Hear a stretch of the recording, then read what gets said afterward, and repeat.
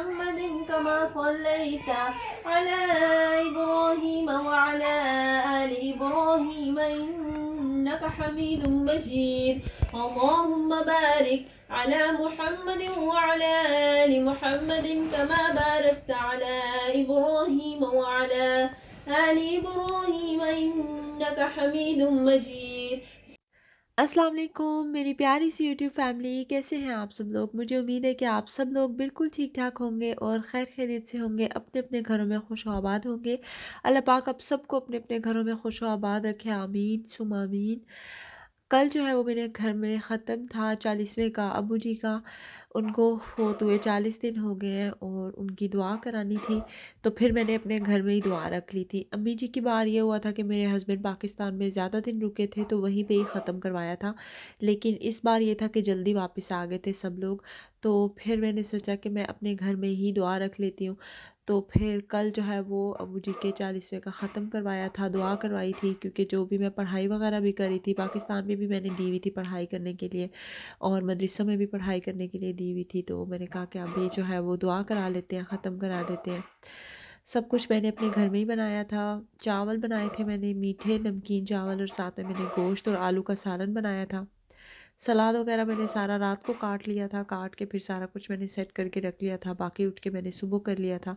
लेकिन सारा कुछ जो है वो मैंने घर पे खुद अपने हाथों से बनाया था। मेरा दिल था कि ख़त्म में एक एक चीज़ जो है वो मैं खुद अपने हाथों से बनाऊँ।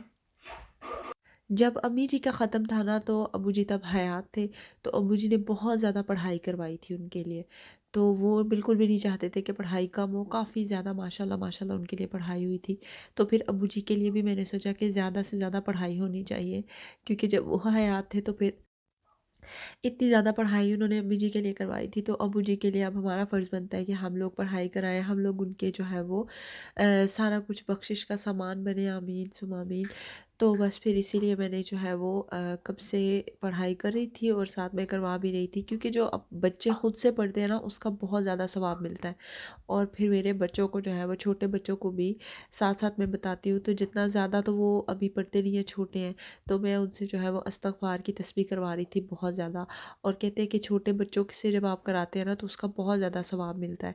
तो फिर मैं इसलिए उनसे भी करवा रही थी। अच्छा, बार-बार वॉइस नोट मुझे रोकना पड़ता है, क्योंकि रात को जो है वो ख़त्म के बाद मेरे हस्बैंड बैठे थे, अपने अम्मी-अब्बू की बातें कर रहे थे, बचपन भी की बातें कर रहे थे।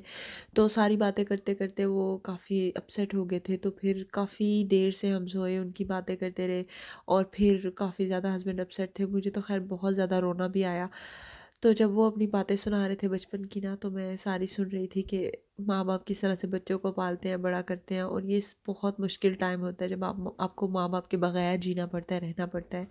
माँ-बाप के लिए हर औलाद जो है वो अनमोल होती है, चाहे वो बड़ा बच्चा है, चाहे वो छोटा बच्चा है, चाहे वो मिडल वाला बच्चा है। तो सारे अपनी-अपनी जगह पे जो है वो उनको मिस करते हैं, और ये बहुत ही मुश्किल मरहला होता है जहाँ पे आपको उनके बगैर जीना होता है। अल्लाह पाक सब बच्चों को तौफ़ीक अता फ़रमाए कि वो अपने माँ-बाप के लिए बख़्शिश का सामान बने, और अल्लाह पाक सबके जिनके भी माँ-बाप इस दुनिया से जा चुके हैं, अल्लाह पाक उनको जन्नतुल फ़िरदौस में आला मक़ाम अता फ़रमाए, और अल्लाह पाक जिनके माँ-बाप हयात हैं, अल्लाह पाक उनको लंबी ज़िंदगी अता फ़रमाए, सेहत अता फ़रमाए, आमीन सुम आमीन।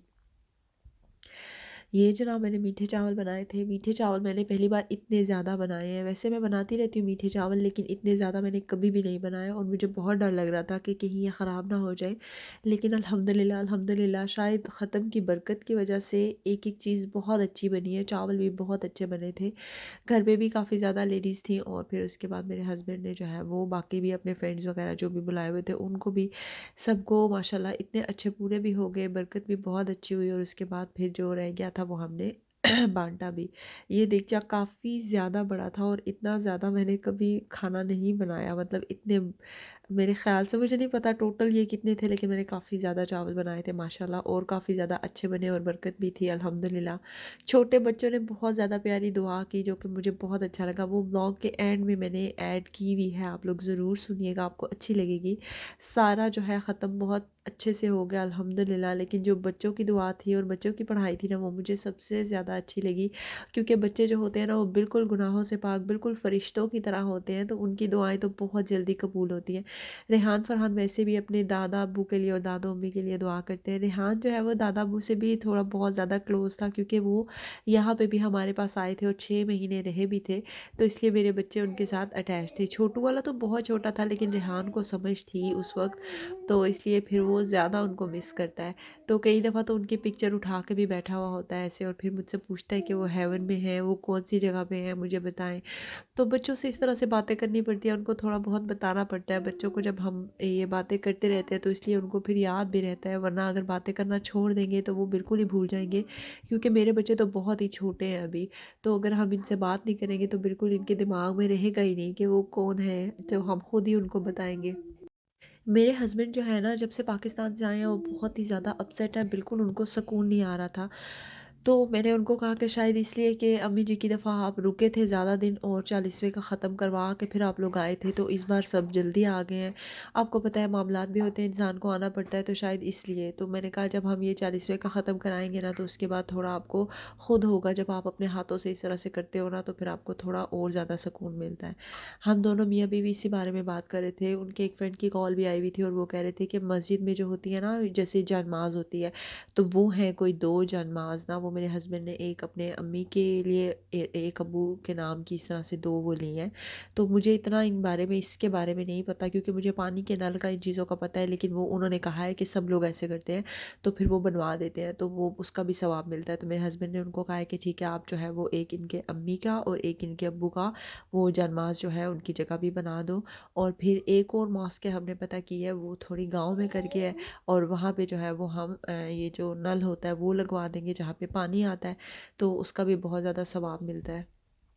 मेरे हस्बैंड की वहाँ पे उनसे बात हो गई है, उनके फ्रेंड कह रहे थे कि वो जो है ना वो बता देंगे, तो फिर आप जो है वो वहाँ से मनी ट्रांसफ़र कर देना सीधी मस्जिद वालों को ही।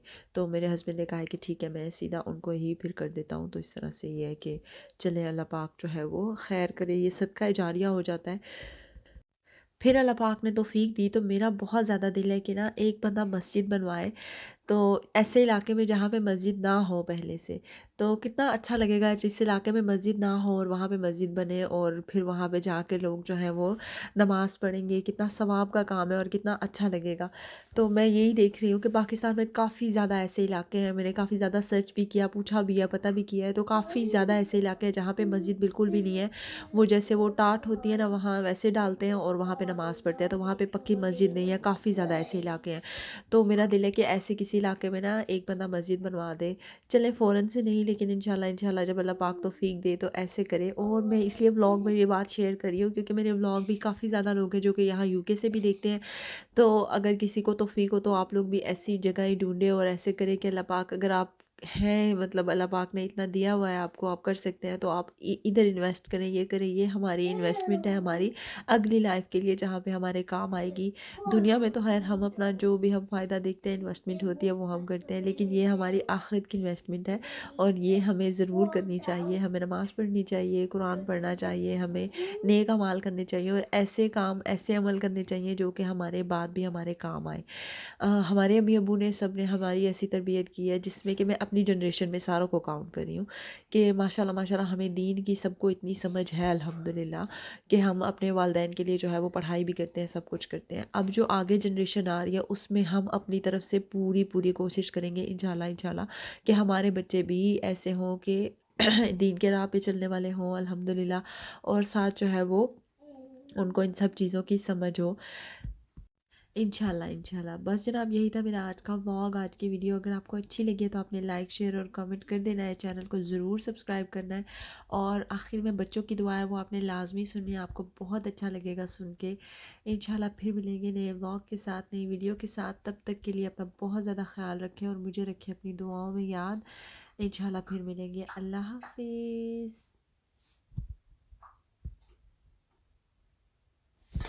बिस्मिल्लाह बिस्मिल्लाहिर्रहमानिर्रहीम। अल्लाह जी रिहान और फरहान के दादा अबू को जन्नत में आला मकाम अल्लाह को मकाम अता फरमाए, अता फरमाए और जगह दे। आमीन। आमीन आमीन सुम आमीन। सुमन